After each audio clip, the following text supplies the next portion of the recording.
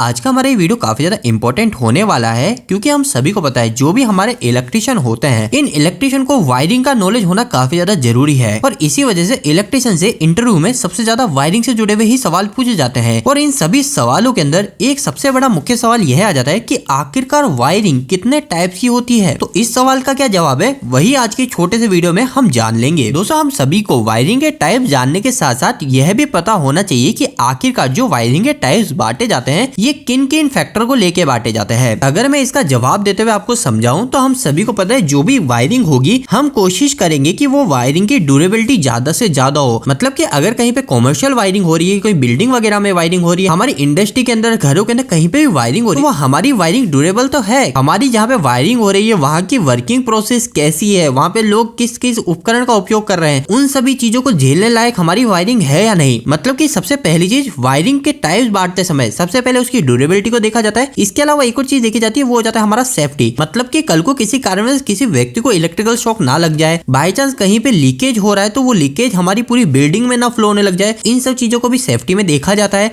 इसके अलावा दोस्तों तीसरा एक और फैक्टर आ जाता है हमारा अपीयरेंस का। मतलब कि हमने जो भी वायरिंग करी है ये वायरिंग दिखने में तो अच्छी लग रही है नहीं लग रही, ये काफी ज्यादा बड़ा फैक्टर हो जाता है। क्योंकि अगर हम वायरिंग को अच्छे से अपीयरेंस नहीं करेंगे, उसकी अच्छे से फिनिशिंग नहीं करेंगे तो वह वायरिंग हमारे पूरे रूम को, पूरे हॉल का लुक को बिगाड़ देगी। तो एक अपीयरेंस भी मुख्य फैक्टर हो जाता है कि आखिरकार वायरिंग किस तरीके से दिख रही है। इसके अलावा दोस्तों एक और मुख्य फैक्टर आ जाता है हमारा कॉस्टिंग को लेके कि हम जो भी वायरिंग कर रहे हैं उसकी कॉस्टिंग क्या है, वह महंगी तो नहीं पड़ रही दूसरी वायरिंग के मुकाबले। इसके अलावा दोस्तों दो और मुख्य फैक्टर आ जाते हैं। एक हो जाता है हमारा एक्सेसिबिलिटी। एक्सेसिबिलिटी का मतलब ये हो जाता है कि हमने जो भी वायरिंग करी उसके ना हमने जो भी प्लग दिए, जो भी सॉकेट दिए वो आसानी से एक्सेस तो हो पा रहे हैं ना, कहीं हमने काफी ज्यादा हाइट पे तो वायरिंग नहीं कर दी। और साथ ही में अगर हमें भविष्य में कोई प्लग सॉकेट की लोकेशन को चेंज करनी है तो वह भी इजिली हम कर सकते हैं नहीं कर सकते। तो एक फैक्टर ये भी हो जाता है। और दोस्तों आखिरी के अंदर एक और हो जाता है हमारा मेंटेनेंस कॉस्ट। इस मेंटेनेंस कॉस्ट में कई सारी चीजें आ जाती है, जैसे कि कोई वायरिंग खराब हो गई तो उसको रिपेयर करना। इसके अलावा हो सकता है कि हमारे 10-20 साल हो गए, अब हम चाहते हैं हमारे पूरे घर की वायरिंग को रिप्लेस करना, तो वो चीज भी पॉसिबल है, वो महंगा तो नहीं पड़ रहा। तो दोस्तों यह जो सभी फैक्टर मैंने आपको बताए इन सभी को देखते हुए हमारी वायरिंग के टाइप्स बांटे गए हैं, अलग अलग प्रकार बांटे गए हैं। लेकिन अब हम मुख्य सवाल पे आ जाते हैं कि आखिरकार हाउस वायरिंग मुख्य कितने टाइप्स की होती है। तो दोस्तों देखिए हाउस वायरिंग या फिर जहाँ पे भी आप वायरिंग कर रहे हैं इसको आप मुख्य 4 टाइप्स में देख रहे होते हो। एक हो जाता है हमारे क्लिट वायरिंग हो जाती है, दूसरी एक हो जाती है हमारी बेटन वायरिंग, तीसरी हो जाती है दोस्तों हमारी कंड्यूट वायरिंग और फोर्थ हो जाती है दोस्तों हमारी केसिंग कैपिंग वायरिंग। अब दोस्तों हम नेक्स्ट इन चारों वायरिंग में क्या अंतर होता है, कौन सी वायरिंग किस जगह की जाती है, कैसे की जाती है, इसको भी हम अच्छे से समझ लेते हैं। दोस्तों अगर हम सबसे पहले क्लिट वायरिंग की बात करें तो क्लिट वायरिंग को एक तरह से आप टेम्पररी यूज होने वाली वायरिंग बोल सकते हो। अब आखिरकार हम ऐसा क्यों बोल रहे हैं? क्लिट वायरिंग जो होती है दोस्तों, ये क्लिट वायरिंग करना काफी ज्यादा इजी होता है, हम इसे फटाफट से कर सकते हैं। और दूसरी चीज ये काफी ज्यादा चीप होती है, मतलब कि हम इसे काफी कम कीमत में कर सकते हैं। अभी दोस्तों क्लिट वायरिंग होती किस तरीके की है मैं थोड़ा एग्जांपल बताऊं तो क्या होता है दोस्तों, क्लिट वायरिंग के अंदर हमारे कुछ इस प्रकार की क्लिट हमें मिल जाती है, यानी एक तरीके के सॉकेट हमें मिल जाते हैं। और यह जो क्लिट हमें दी जाती है इस क्लिट को हम दीवार में, हमारे कहीं पिलर पे, कहीं पे भी हम इसको हैंग कर देते हैं। और उसके बाद में यहाँ पे ऊपर से हम इस क्लिट के ऊपर से यहाँ से वायर निकाल लेते हैं और वायर निकालने के बाद में हम वापस से इस क्लिट को ऊपर से ढक देते हैं। तो दोस्तों इस तरीके से हमारी क्लिट वायरिंग होती है। लेकिन दोस्तों अगर हम नेक्स्ट बेटन वायरिंग की बात करें तो बेटन वायरिंग जो होती है ये एक तरह से आप बोल दीजिए कि हमारे पुराने टाइप की वायरिंग है, हमारे ओल्ड टाइप की वायरिंग है। यानी कि जब हमारी कंड्यूट टाइप की, केसिंग टाइप की वायरिंग नहीं आती थी ना, उस समय सभी घरों में जो पुराने घर होते थे वहां पे बेटन वायरिंग होती थी। बेटन वायरिंग में दोस्तों जहां पे भी हमको वायरिंग करनी होती है, जैसे कि मान लीजिए ये हमारी एक वॉल है, इस वॉल पे मेरे को वायरिंग करनी है इस जगह पे, तो मैं क्या करूंगा सबसे पहले इस जगह पे एक लकड़ी के फंटे को ठोक दूंगा, लकड़ी के फंटे को लगा दूंगा और फिर बाद में मैं इसके ऊपर वायर को लगा दूंगा। और दोस्तों ये जो वायर होगा इस वायर को हम नॉर्मल क्लिप की मदद से हैंग कर देंगे ताकि ये वायर इधर उधर ना निकले। तो दोस्तों इस तरीके से बेटन वायरिंग होती है। लेकिन अभी हम नेक्स्ट बेटन को छोड़ के कंड्यूट के ऊपर आ जाते हैं कि कंड्यूट वायरिंग क्या होती है और केसिंग वायरिंग क्या होती है। इन दोनों को देख लेने के बाद में हम इन सभी वायरिंग के अंदर क्या नुकसान है और क्या फायदे हैं इनके वो भी देख लेंगे। तो दोस्तों ये जो कंड्यूट वायरिंग होती है सिंपल सी ऐसी है, हमारी क्या होती है, हमारे पाइप होते हैं, उन पाइप को हम उपयोग लेते हैं वायरिंग करने के लिए। आपने कई बार देखोगे ऐसे हमारे गोल गोल पतले पतले पाइप को हम उपयोग में ले रहे होते हैं। तो दोस्तों जिस वायरिंग में हम ये पाइप उपयोग में ले रहे होते हैं यही हमारी कंड्यूट वायरिंग होती है। अब ये जो पाइप होते हैं, पाइप 2 टाइप के हो जाते हैं, इसलिए कंड्यूट वायरिंग में 2 टाइप की हो सकती है। एक हो जाती है हमारी पीवीसी कंड्यूट वायरिंग, दूसरी हो जाती है हमारी स्टील कंड्यूट वायरिंग। लेकिन अधिकतर केस में आप क्या देखेंगे, अधिकतर केस हम पीवीसी ही कंड्यूट वायरिंग का उपयोग कर रहे होते हैं क्योंकि स्टील हमारी थोड़ी सी कॉस्टली पड़ती है। लेकिन कुछ लोग ऐसे भी करते हैं कि कुछ जगह पर तो स्टील के कंड्यूट का उपयोग ले लेते हैं और बाकी जगह पे पीवीसी, जैसे हमारे छतों के ऊपर जो सीलिंग होती है आरसीसी के समय हमारे स्टील के कंड्यूट ले लेते हैं, बाकी समय हम पीवीसी लेते हैं। इसके बाद में दोस्तों मैं एक और चीज आपको बताऊं कि जो कंड्यूट वायरिंग होती है, चाहे आप उसको पीवीसी में करो चाहे स्टील में करो, ये उसके बाद में भी 3 टाइप्स में बढ़ जाती है। ये आपको पता होना काफी ज्यादा जरूरी है, क्योंकि कंड्यूट वायरिंग जो होती है वो आज के समय सबसे ज्यादा हो रही वायरिंग है। इसके बाद में दोस्तों सेकंड टाइप की हो जाती है हमारी कंसील्ड कंड्यूट वायरिंग, और थर्ड हो जाती है दोस्तों हमारी सेमी कंसील्ड कंड्यूट वायरिंग। अब आखिर इन तीनों में क्या अंतर है? तो सिंपल सा अंतर है दोस्तों, आपने कई सारे घरों में, गाँव में अधिकतर केस में देखा होगा कि हमारे जहाँ पे भी हम ये कंड्यूट वायरिंग कर रहे होते हैं ना, उस पाइप की मदद से वो हम दीवार के ऊपर ही लगा देते हैं, यानी दीवार के ऊपर ही हम क्लिप की मदद से ठोक देते हैं। चाहे हम हमारी सीलिंग मतलब छत पे लगाए तो वहां पर भी हम उस पीवीसी को ऊपर से ही डायरेक्ट ठोक देते हैं और वायरिंग को कर लेते हैं। तो जो भी हम सरफेस पे डायरेक्ट दीवार पे हम हमारे पाइप को लगा रहे हैं, तो वो जो हो जाती है वो हमारी सरफेस कंड्यूट हो जाती है। इसके बाद में हम कंसील्ड कंड्यूट उसे बोलते हैं जिसके अंदर हमने जो भी ये कंड्यूट है, इन कंड्यूट को हमने वॉल के अंदर कर रखा है। अगर हम सीलिंग के कंड्यूट की बात करें तो उसको हम क्या करते हैं, आरसीसी के समय ही अंदर कर देते हैं वॉल के, और बाकी अगर हम दीवार के वॉल की अगर कंड्यूट की बात करें तो उसको हम बाद में गिट्टी खोद कर हमारे कंड्यूट को अंदर कर देते हैं और वापस से ऊपर से पैक कर देते हैं। तो ये हो जाती है हमारी कंसील्ड कंड्यूट। और दोस्तों एक और होती है सेमी कंसील्ड कंड्यूट। ये सेमी कंसील्ड कंड्यूट भी आप कई जगह देख रहे होते हो। इसके अंदर क्या होता है, सब सीलिंग की जो कंड्यूट होती है ना, उसको हम आरसीसी के समय दीवार के अंदर कर देते हैं, बाकी जो कमरे की जो वॉल है उसकी जो कंड्यूट होती है वो हम बाहर ही रख लेते हैं। तो ये जो हो जाती है, ये हो जाती है सेमी कंसील्ड कंड्यूट। मतलब कि आधी जगह तो हमने कंसील्ड कंड्यूट ले लिया, लेकिन बाकी जगह हमने नॉर्मल सरफेस कंड्यूट को ही उपयोग में लिया। तो दोस्तों ये 3 टाइप की हमारी कंड्यूट वायरिंग होती है, ये आपको क्लियर रखना है। इसके बाद में आखिरी के अंदर हमारी आ जाती है केसिंग एंड केपिंग टाइप की वायरिंग। इसके अंदर क्या होता है, हमारी 2 चीजें होती है, एक हो जाता है हमारा केसिंग और दूसरी हो जाती है केपिंग। केसिंग का मतलब हो गया एक तरह से हमारी नालियां, आपने देखा होगा इस तरीके से हमारी केसिंग रहती है, ये पीवीसी की भी रहती है और वुडन की भी रहती है, बात ध्यान रखना। लेकिन जो वुडन होता है, ये वुडन आपको ना के बराबर ही देखने को मिलेगा,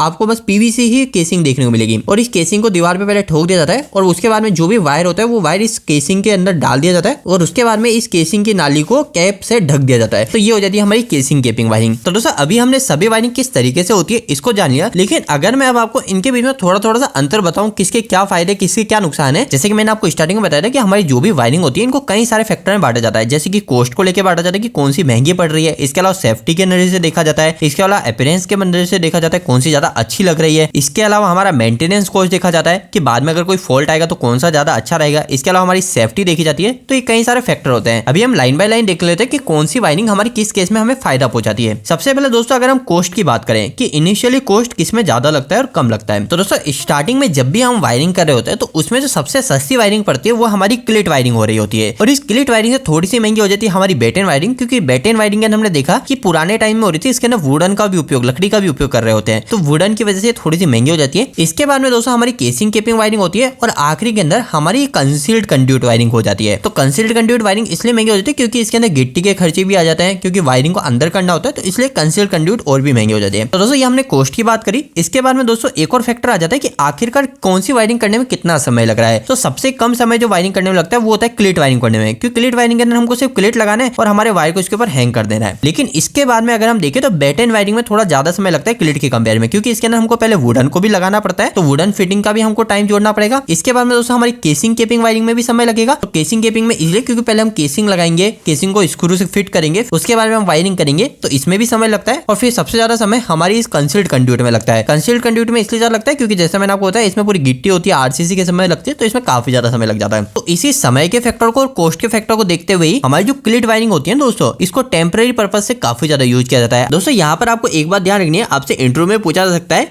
कि हम टेम्पररी पर्पज से कौन सी वायरिंग को उपयोग में लेते हैं, तो वहां पर आपको बताना है क्लिट वायरिंग को उपयोग लेते हैं। टेम्पररी पर्पज का मतलब क्या होता है, मैं इसको भी थोड़ा सा आपको बताऊं। तो जैसे कि हमारे जैसे मेले हो गए, हमारा कहीं पे मैरिज के टेंट लग रहे हैं, हमारा कहीं पे कुछ दिनों के लिए एक छोटा सा कैंप लग रहा है, 2-4 दिनों के लिए, मतलब टेम्पररी पर्पज से कैंप लग रहा है, ऐसी जगह पे हम हमेशा क्लिट वायरिंग को ही उपयोग करेंगे, क्योंकि हमारी कम कीमत में भी लग जाती है, दूसरी चीज फटाफट से भी ये वायरिंग हो जाती है। तो इस तरीके से हमने एक डिफरेंस कॉस्ट को लेके और वायरिंग होने में कितना समय लगता है इसको लेके कर लिया। इसके बाद में दोस्तों हम नेक्स्ट मेंटेनेंस फैक्टर से इन वायरिंग को कंपेयर करें कि किसमें अगर कोई फॉल्ट हो जाएगा तो किसमें ढूंढना आसान होगा। तो क्लिट वायरिंग में तो काफी ज्यादा आसान होगा, बेटेन में भी काफी ज्यादा आसान होगा। क्यों होगा? क्योंकि दोनों के अंदर जो भी वायर है वो वायर हमें साफ दिख रहा है, ये कहीं पे भी अंदर पैक नहीं है, तो इसलिए वायर में फॉल्ट ढूंढना काफी ज्यादा आसान हो जाता है। अगर हमको वायर को फ्यूचर में रिप्लेस करना है तो वो भी काफी ज्यादा आसान हो जाता है। लेकिन अगर हम कंड्यूट की बात करें, कंसील्ड कंड्यूट की बात करें, तो इसके अंदर दोस्तों कंसील्ड कंड्यूट के अंदर फॉल्ट ढूंढना काफी ज्यादा मुश्किल होता है। क्यों होता है? क्योंकि हमें वायर तो अंदर से दिख ही नहीं रहा, अगर कोई अंदर फॉल्ट आ गया तो वो ढूंढना थोड़ा सा मुश्किल होता है। लेकिन अगर हम वायर को रिप्लेस करने की बात करें तो रिप्लेस करना हमारा कंसील्ड के अंदर इतना डिफिकल्ट नहीं होता, क्योंकि कंसील्ड कंड्यूट में क्या होता है, हमारे स्प्रिंग रहती है हमारे इलेक्ट्रिशियन के पास में, आपने देखी होगी, उस स्प्रिंग की मदद से डायरेक्ट हम वायर को रिप्लेस कर पाते हैं। और इसके बाद में दोस्तों हमारे केसिंग केपिंग के अंदर भी सेम वही चीज है। केसिंग केपिंग के अंदर थोड़ा सा हमारा एफर्ट लगता है अगर कोई वायर के फॉल्ट को देखना होता है या फिर उस वायर को रिप्लेस करना होता है। इसके बाद में दोस्तों नेक्स्ट हमारा डिफरेंस आता है अपीयरेंस को लेकर, कौन सी वायरिंग दिखने में अच्छी लगती है। अभी तक हम देख रहे थे कि सभी वायरिंग के अंदर क्लिट वायरिंग का सबसे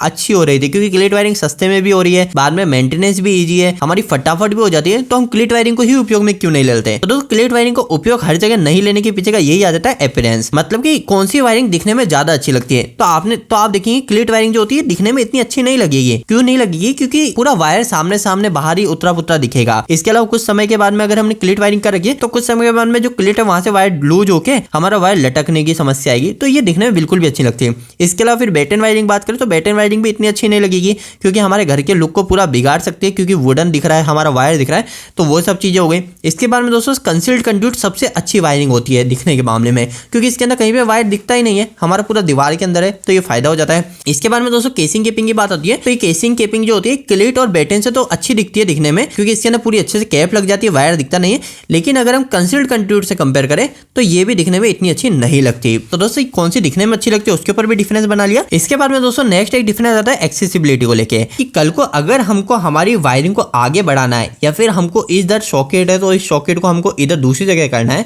तो वो किसमें आसान है। तो सिंपल सी बात है, हमारे क्लिट के अंदर तो बिल्कुल आसान है, क्योंकि क्लिट के अंदर हमको क्या सिर्फ 2 क्लिट और कहीं पे हैंग करने और हम आसानी से वायरिंग को आगे बढ़ा लेंगे। और सेम चीज बेटन के अंदर भी है, बेटन में भी ये हमको सिर्फ एक लकड़ी का फंटा जोड़ना है और हमारी आगे वायरिंग बढ़ जाएगी। कंड्यूट के केस में दोस्तों अगर हम कंसील्ड कंड्यूट की बात करें तो ये काफ़ी ज़्यादा डिफिकल्ट हो जाता है, लेकिन सरफेस कंड्यूट की बात करें और या फिर हमारा सेमी कंसील्ड की बात करें तो इसमें भी ईजी हो जाता है। और केसिंग केपिंग की बात करें तो केसिंग केपिंग के अंदर तो ये ईजी हो जाता है, क्योंकि हमें सिर्फ एक बाहर केसिंग लगानी होती है और हम वायरिंग को आगे बढ़ा देते हैं। लेकिन एक्सेसिबिलिटी के केस में सबसे ज़्यादा मुश्किल जो रहता है वो आपको पता होना चाहिए, वो होता है हमारा कंसील्ड कंड्यूट के अंदर, क्योंकि अगर हमें इसके अंदर हमारे स्विच बोर्ड को आगे दूसरी जगह शिफ्ट करना है तो हमें वापस से पूरे दीवार में गिट्टी करनी पड़ेगी, फिर वापस से हमारे पीवीसी को अंदर लगाना पड़ेगा, फिर वापस से उसे पैक करना पड़ेगा, तो इसमें समय लगता है। तो ये चीज हो जाती है हमारी एक्सेसिबिलिटी को लेके। इसके अलावा दोस्तों एक और मेन डिफरेंस आ जाता है हमारा सेफ्टी को लेके, कि आखिरकार कौन सी वायर ज्यादा सेफ है, कौन सी वायरिंग ज्यादा सेफ रहती है। तो दोस्तों इस केस में हमारी जो कंसील्ड कंड्यूट जो होती है सबसे ज्यादा सेफ होती है।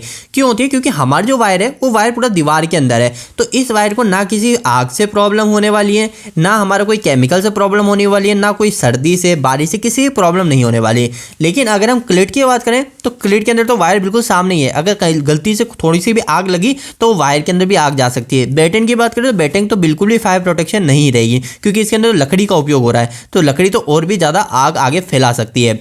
इसके बाद में अगर हम केसिंग केपिंग की बात करें तो इसमें भी हम पीवीसी का उपयोग कर रहे होते हैं, तो ये भी फायर प्रोटेक्शन में मामले में नहीं है। इसके अलावा ये सभी जो वायरिंग होती है, ये सभी वायरिंग हमारे बाहर ही हो रही है, तो जो भी बारिश होती है इन सब की वजह से इनकी लाइफ को अफेक्ट होता है। लेकिन जो कंसील्ड कंड्यूट होती है ये हमारे दीवार के वॉल के अंदर है, इस वजह से क्या होगा, इसकी जो लाइफ होगी, जो हमारे वायर की जो लाइफ लॉन्ग टाइम में रहेगी वो हमारी कंसील्ड कंड्यूट की ज्यादा रहेगी। अगर हम एवरेज लाइफ की बात करें तो जो cleat wiring, batten wiring, casing wiring, इनके केस में क्या होता है, हमारे वायर की जो लाइफ होती है वो 5 से 10 साल तक बताई जाती है क्लिट वायरिंग और बेटन वायरिंग केस में। जबकि अगर हम केसिंग वायरिंग की बात करें तो यहाँ पे हमारी वायर की लाइफ को 20 साल तक बताया जाता है। और जबकि हम कंड्यूट की बात करें तो कंड्यूट के अंदर 20 साल के भी ऊपर 50 साल तक भी वायर की लाइफ को कई जगह बताया जाता है। तो दोस्तों ये मैंने आपको इन चारों वायरिंग के बीच में अंतर को बताया कि आखिर कौन सी वायरिंग कैसे होती है, किसके क्या फायदे और क्या नुकसान है। आज का ये वीडियो थोड़ा सा बड़ा बन गया, लेकिन मैं उम्मीद करता हूँ ये वीडियो आपके लिए कहीं ना कहीं हेल्पफुल साबित हुआ होगा। आपको ये वीडियो कैसा लगा प्लीज वीडियो को लाइक करके जो बताएं। अगर आपको कोई भी सवाल इस वीडियो को प्रति मुझे कमेंट बॉक्स में कमेंट करके पूछ सकते हैं। इलेक्ट्रिक पसंद करते हैं आज चैनल सब्सक्राइब कर लीजिए। आज के लिए इतना ही, धन्यवाद।